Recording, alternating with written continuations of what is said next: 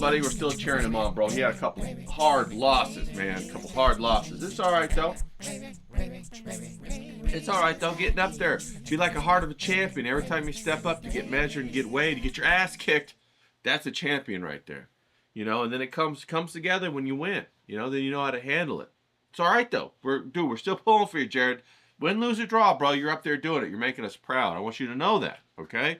Same with Hillbilly Harry, bro. I know you're in a tough spot cheering your son on after he has a couple of tough losses, man. That's hard to deal with. Hard to deal with. I get it. Champion on, though, okay? Rally on. Hey, we got day 16 here, people. How y'all doing? Are you stoked? I'm stoked. Are you excited? I'm excited. Or what are you excited about, huh? You got anything going on this weekend? Anything exciting coming up? Anything that you're looking forward to? If not, line it up. Get it going, people. Get it going. Come on now. We got the weather changed up here. It's all cold now. I had to put on a couple of sleeves if you hadn't noticed, you know. Got to do that. Had a good chat with James yesterday talking about England and what the hell's going on over there and more stuff like that. So go check that out, okay? If you haven't watched it, go watch it. Trying to sharpen up my, you know, conversational chops. You know what I'm saying? We all trying to do that, aren't we? I got a chit chat with CK today at 3. That's Pacific Standard Time, so stay around and watch that. We're going to talk about surf history, which is very near and dear to my heart. California surf history, okay? We're going to talk all about it, okay? He was around before San Onofre got built. That's that big old power plant down there in Southern California. It looks like a pair of tits. You know what I'm saying? Big old boobs out there. They ain't even use it no more. They just destroyed everything and then decommissioned the hell out of it. Don't even use it. What the hell is that all about? So we're going to talk to him. We're going to have a good time doing that. So today at 3. So keep an eye out for that. Come join us live, man. Have a good time. Jump in the chat. We're going to be, you know, busting balls and just having fun, okay? So that's with CK today, all right? Then on Friday, we're going to chit-chat it up with Ben, and he's been doing a whole bunch of stuff. So I'm excited about that since we last talked to him about engraving, 3D action, laser, he got all kinds of stuff going on. He got a full-blown factory in his basement now, you know. So we're going to check on that. And that's what we're excited about. We want to really kind of support the guys, you know, that are changing their lives and their lives of their families through their own creativity, whatever way that comes in, okay? Hell, maybe you start a manufacturing thing in your basement. Maybe you start a bakery. Maybe you're a writer. Maybe you're making t-shirts. Maybe you're crocheting scarves. We don't care. It's about the creativity. It's about the entrepreneurship, okay? It's about taking the bull by the horns and really trying to make this life your bitch. That's what we're trying to do here, okay, people? So if you got a story like that, shoot me a DM. Let's chit chat. I want to get you on. I want to talk about it. Okay. So I got some more others lined up as well. I got the Ravens out there. They got their power tools today, and they're just drilling on stuff. I don't know what they're doing out there, but you can hear them. You can hear them. Maybe, I don't know. I run everything through a voice isolator, a little filter afterwards, and that makes it sound all nice, you know, all thick and gravy like on my voice, like I'm some sort of radio host or anything like that. But I ain't.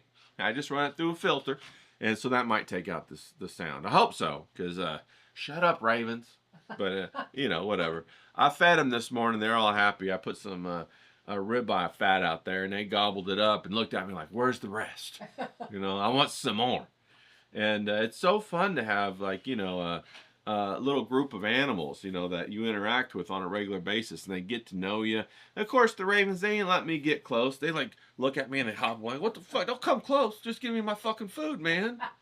And you're like, chill out. I give you food every day. Don't you know how benevolent I am? I'm the Raven King now. You're my subjects. So don't treat me like, look, what are you doing? What are you doing? Then you put the little tray down, and you hear all their little claws click clacking on the pavement as they run to try to get to it. And there's like, 15, 20 of them, a whole big group of them, and they're like, well, we want to be unionized. we want a regular 3 meals a day. I'm like, oh, you guys are asking for a lot here. Calm down, Jesus Christ, And like yesterday, it was all windy, and they were all huddled out in front of my door. And I opened the door, and they're like right there. And the sound like made them jump, like, what the fuck? And I'm like, what the fuck? Like, what are you guys doing there? And they're looking at me, where's our fucking food? So it's pretty funny dealing with them. It makes me want to have other, like, I'd love to have some chickens or some ducks or even some ponies, some horses, or hey, but we'll start out with some ravens. They're easy to take care of. You know what I mean? Neighbors. Easy to take care of. And so that's what we'll start with right there. All right. So what are we going to talk about today? Well, today what I wanted to do was I wanted to talk about, okay, so we have our imagination, right? And we pump out the imagination. We harvest that gold from our emotions and all that kind of stuff. And we get it all written down, okay? So we're good to go on that. And we get a couple of different ones written down, and they might not even be related, okay? We don't know. There are a couple pieces. They might all be the same story, or they might be parts of different stories that you haven't written yet, okay? So now what you got to do is you got to come in, and you got it written down. You got your couple paragraphs, and hopefully you've been writing along, people. Hopefully you've been writing these paragraphs down, okay? So now you're going to come in. You got your sketchbook, and you got your couple paragraphs. You open up your sketchbook, and you look at it, right? And now you got to be like, well, what's this story about? What am I writing about? Okay, and this is the time when you go back to one of your tools about what are you excited about, what are you passionate about. Okay, so say for example you write, I don't know, a story we talked about yesterday about, maybe it's a Navy SEAL, and he has a relationship with his father, and you wrote a couple of paragraphs about that, and you really like that idea, right? So you want to write a story about a Navy SEAL or something like that. Well, now it's the time for you to step back, okay? And you get at that airplane view. You know what an airplane view is? It's called like the 30,000-foot view, okay? So you don't want to see any of the details. You want to go. You want to leave your story on the ground. You want to go up in the sky, 30,000 feet in an airplane, and look down on it and see all the super important broad strokes, okay? Like, for example, you could basically boil every story down like this, like think about Lord of the Rings, okay? Here's how you would do it. You say, okay, well, there's this old ring from this really bad guy, and these younger guys find it. And then it's this big treacherous journey for them to get to this mountain or this volcano where they have to throw the ring away. And then they throw the ring away. It's over. Those are the broad strokes of the story. You see how empty it is? It's like an empty warehouse, basically. And so that's what you want to do with your story. You want to come up to the 30,000-foot view, and you want to lay out just the really, really broad strokes, okay? So Navy SEAL guy, okay? What's the story? Well, Navy SEAL guy has a family of heritage of being in the Navy SEALs. His father was, and maybe his father before him was, if they were around back then. So he joins the Navy SEALs. He gets deployed. He has a problem, an issue. He has to survive with his buddy or his couple buddies, and they go through harrowing experience, and then they come out on top. In the end, they come home. Okay, so there's your broad strokes of your story. Okay, now you got to break your story down into components. Remember, I said there's always a beginning, a middle, and an end. Okay. So the beginning is where you form the emotional connection for the reader, all right? And then the middle is where you use that emotional connection to generate all kinds of anxiety or whatever kind of emotion you want. But that's when you create you press the emotion, okay? And then the end is where you give them the resolution to the emotion, okay? You got to think about it like that. and the resolution is the payoff where they get to finally scratch that itch. You know, oh, so good. Oh, I feel so, oh, it feels great. You know, they got some satisfaction. So that's how you got to think about it. Okay, so what you want to think about is like in the first act or the first beat of your story, how are you gonna use what you've written in order to connect people to the characters in your story, right? And it's great to make people either really love your characters or really hate your characters, okay? Because there's a little trick about emotion I want to tell you, okay? It doesn't matter what type of emotion it is. It only matters that there's a large volume of emotion. Because you could take that large volume of emotion and turn it into love, turn it into hate, turn it into despair, turn it into grievance, turn it into happiness. You can manipulate it all around that you want, all right? Now, the worst thing that you can do is have no emotion at all. You see what I'm saying? If you have no emotion, that means nobody cares about what you're doing, all right? That means you're probably projecting, or your writing just isn't resonating with people. So you haven't gotten down to the bare bones or the brass tacks or the pulse of the story yet. You see what I mean? So you have to really do some digging then to get down to the pulse of the story, to get down to the bare bones, okay? So maybe you write something, and also keep in mind when you write, it's not one and done. You're not going to write one story or one time through and be done with it. You're going to have to write this story probably 10 times or 5 times or 4 times. So just sit back and enjoy the ride, okay, people? Enjoy the experience. Enjoy going along with it, all right? And every time you're going to tighten up, you're going to get it better. You're going to get it better. You're going to get it better. You're going to get it better. And just relax and know that that's the process. You don't just spit out a great story. You might spit out great little vignettes of the story. That's possible, because those are based upon your experiences, your emotional understanding, and things that you've gone through, all right? So you will probably spit out little gold nuggets, right? Little gold nuggets or whatever, but you still got to put them together into a big cohesive story.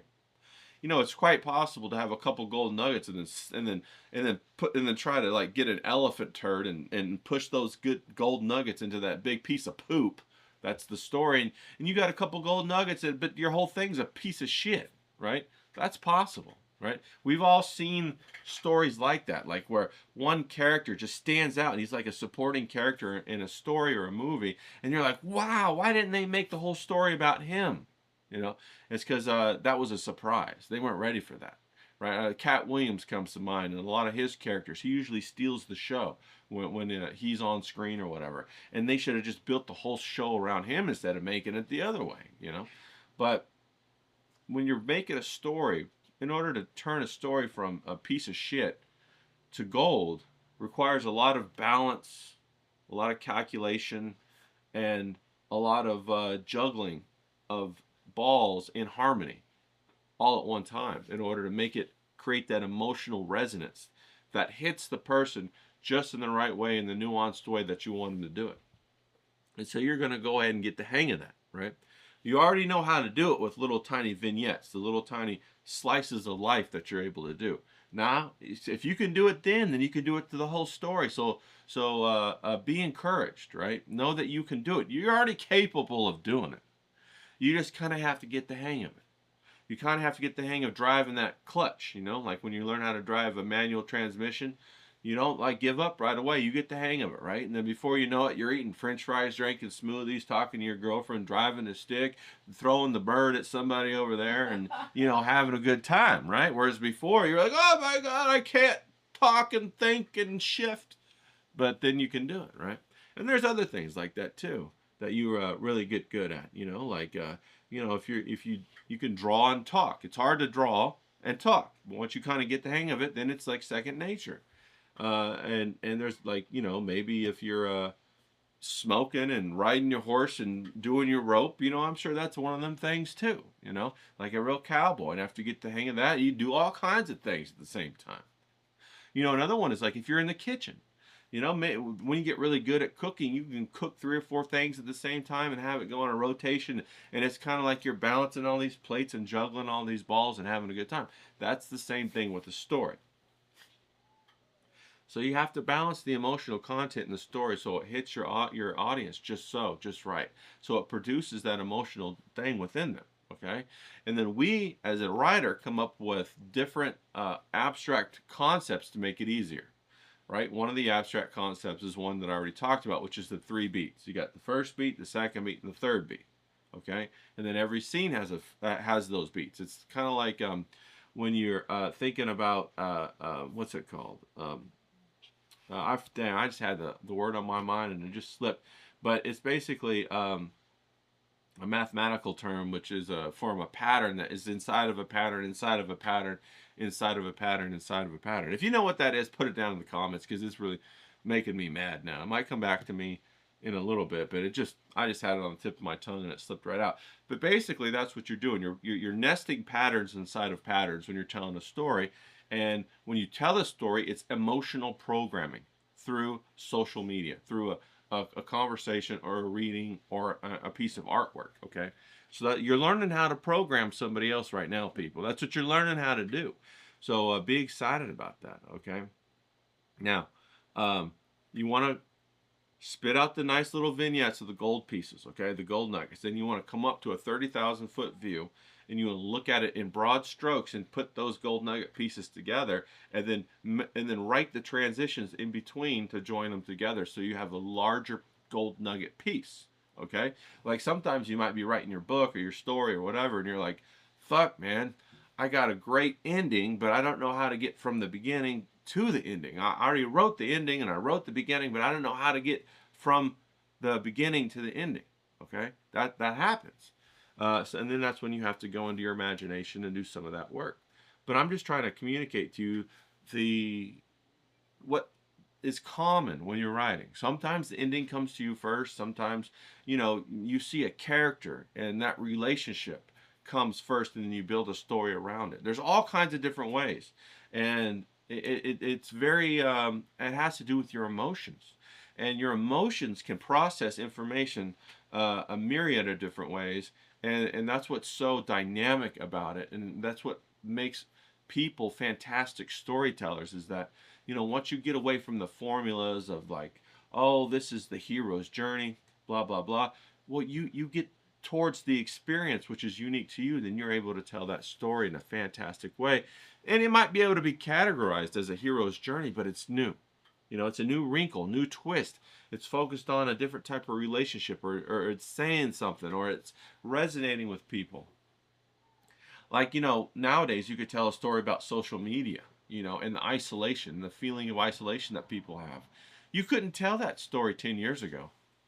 People wouldn't understand it. They wouldn't get it, You remember 1984, the story of 1984 by George Orwell. That came out, I think, in the 60s or whatever. And, the mathematical term I was talking about is called fractals. So if you put fractals in the chat, you got it right, okay? If you didn't, boo, okay?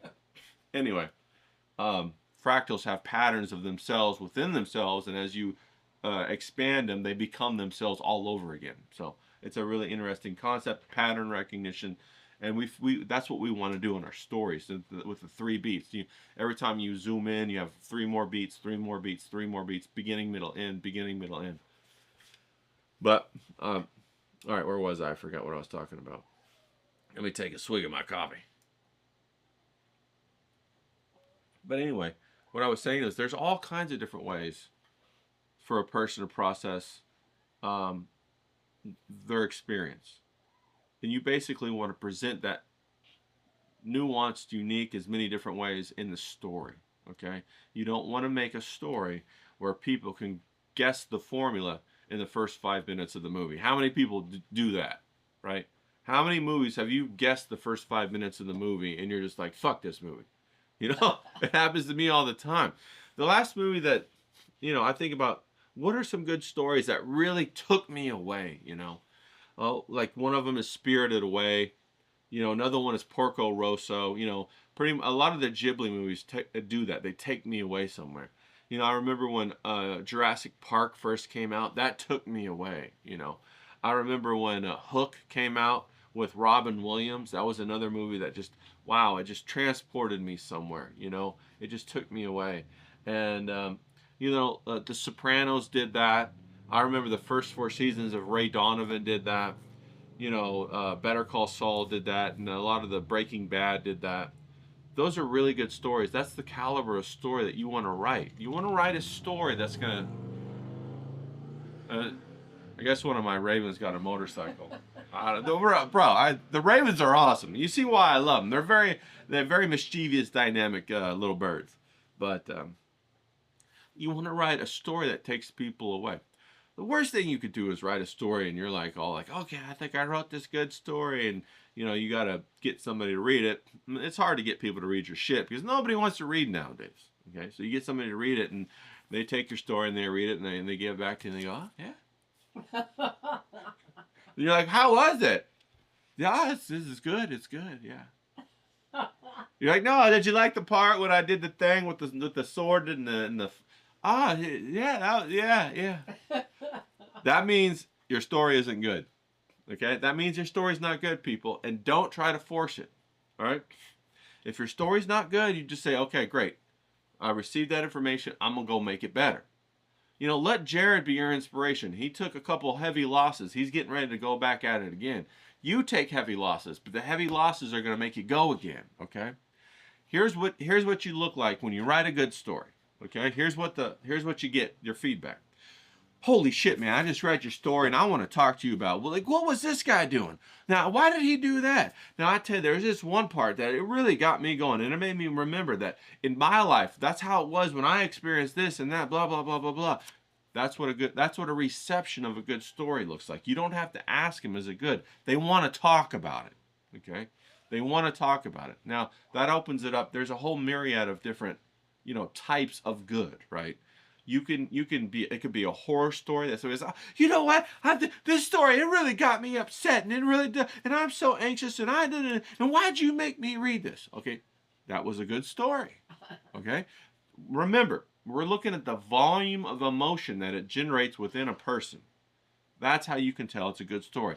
How big was the volume of emotion that came out of them? All right, if it really got them going and got them wound up, it was a great story.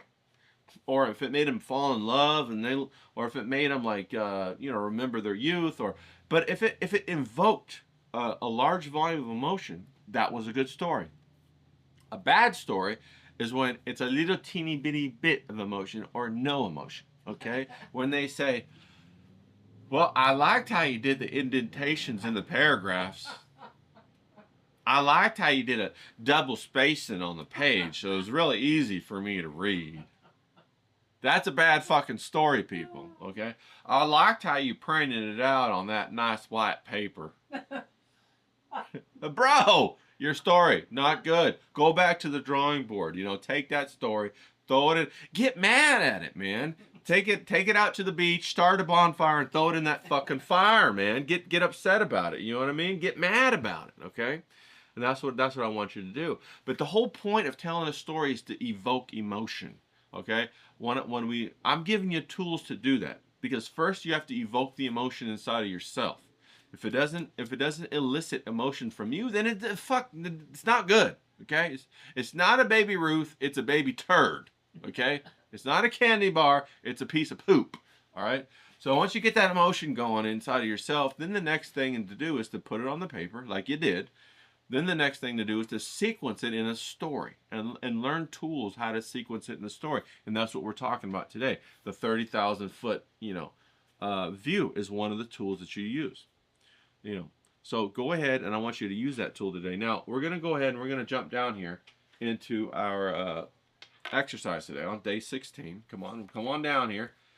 We're going to have a good day 16. And I want you to think about it. Get your breath going, okay? You take 3 or 4 of them breaths, okay? Relax. Take a couple breaths. Deep breath. Then blow it out. Take a deep breath. Hold it. Stretch. Now blow it out. Now take a deep breath and lift your arms up. Stretch high. And blow it out. Okay? Now this changes the emotion within your physical body. Can you feel it changing your emotion? You're preparing your vessel. Okay, your vessel is your body. All right, your emotions are contained within your body. Okay. Okay, feel your body, people. Rub your fingers together. Feel it. Feel those ridges. Okay, this is part of the immersive trick. It's not a trick, it's a strategy, but some people call it a trick. The immersive trick to get into your observation and to prepare to jump into your imagination. Okay. So now I want you to imagine there's a portal in your mind, right? It could be like Stargate. Stargate, you know, I used to love that show. SG-1, you know, with MacGyver in it. Love that. Harry Dean Anderson, love that guy. Tilt, love him, all right? I had all those DVDs, loved them. You go through the portal of your imagination, and bam, it's all white around you, okay? You don't know where you are right now, all right? I want you to imagine, close your eyes, imagine. I want you to imagine the very first fight you ever got in. Okay, what comes to your mind? What kind of fight? All right? Sure, maybe you're thinking about a fight with your sibling or whatever, but imagine the first real fight you got in with somebody you didn't know. Can you imagine that? All right, so open your eyes and I want you to draw. Where did it take place? What happened? Okay, for me, I was a little guy. I'm gonna draw this out. Let me pull it down here so you can see it. I was a little guy, and I was riding bikes with my brother and my friend. And these kids, it was just like something out of Sandlot. These kids came. I'm trying to draw that bike seat. I'm trying to do it a little quick, you know what I mean? These kids came from across the neighborhood. Hell, I must have been just about 5 or 6. I don't remember how old I was, but I was about that age right there, 5 or 6. Okay, we're all riding bikes, and we were doing jumps outside. You know, do you remember that? Do you ever do those kind of jumps outside? And you know, I was pretty much a good guy, a good kid. I tried to do my best or whatever. You know, I wasn't very mischievous. My brother was the mischievous one. So we were out there. There's 3 of us. It was me right there, and then my brother right there. He's 2 years younger, and then our friend that we rode bikes with, who lived across the street. I had another one that lived next door, but he wasn't with us at that time. Okay. We got that back tire right there. So that's me standing there. I had my blonde hair. My brother had his blonde hair. My friend had dark black hair. Okay. So then these other kids ride up, and they're about the same age. And they ride up, and they're from down the street. You know, and it's a classic, one of the classic tales of, you know, this kid from down the block, and we're protecting our block or whatever. And so there was a couple of those kids on their bikes, and this was like something right out of a movie, man. Just right out of a movie. So we meet, right? We meet on the street, and these kids, I don't know why they came up, but we meet right on the street, and they tell us that they're going to come and they're going to ride their bikes in front of our house and jump on our jumps, and there's nothing we could do about it, because we had built these little wood jumps out in front of our yard, you know, like kids used to do, right? And we were jumping our bikes, having a good time. And they came and they say they're gonna jump on our jumps. There's nothing we could do about it. And I said, oh yeah, you can't jump on our jumps. Those are our jumps. We built them. This is our house. This is our street. And they said, well, you can't do anything about it because he knows karate and he'll kick my ass. And I said, oh well, you know, I know kung fu. I didn't know kung fu, but I had just seen a kung fu movie, so I knew kung fu. You know, I'm lying. And he says, oh, I know how to do this and that. And I say, oh, well, I know how to do that and this. And he says, oh, well, my dad's a professional boxer, blah, blah, blah, blah. I said, well, my dad is this and that. So we're going back and forth, okay? And they keep inching closer and closer and closer and closer. Their bike tires get closer to my bike tires, and my brother's sitting there right behind me, my friend, they're quiet. They're like, oh my goodness, what's going on right here? And I'm just like spouting off out of nowhere, you know. This is, you know, my little crew, and I got to protect them. I'm the oldest one here. There ain't no, you know, parents around or nothing. I'm like them ravens out there getting in a scuffle. Get away. So they ride up, get closer and closer and closer. And then we're going back and forth, back and forth, back and forth. And like I said, I'm about 6 or 7, 5 or 6, something like that. And the little boy comes right up to me, he leans over his handlebars, and he goes, well, I'm just going to fight you right here and now. And I said, well, that's great, because I know how to street fight. And I just reached back with my arm like this, and I socked him right in the face. Right in the face, you know. And I'm thinking, you know, right now I'm thinking, oh, great, you know, a 5 or 6-year-old, that didn't hurt at all. But then he just got stuck straight in the face, and everybody went silent.